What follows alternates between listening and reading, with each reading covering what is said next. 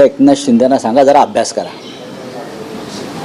अभ्यास करा जरा, डोक्याला तेल वगैरे लावा थंड डोकं होण्यासाठी आणि मग अभ्यास करा. परभणीमध्ये भारतीय जनता पक्षाचे 12 नगरसेवक मुसलमान आहेत हे त्यांना माहिती आहे का?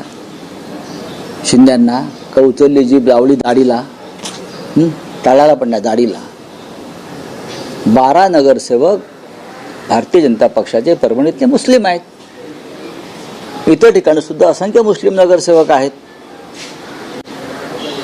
काय या देशामध्ये, या महाराष्ट्रामध्ये मराठी भाषिक मुस्लिम आहेत, ते काय घुसखोर नाहीत ना, मराठी भाषिक मुस्लिम आहेत. आमचे तालुका प्रमुख आहेत, ते अधिकारी आहेत वर्षानुवर्ष काम करणारे.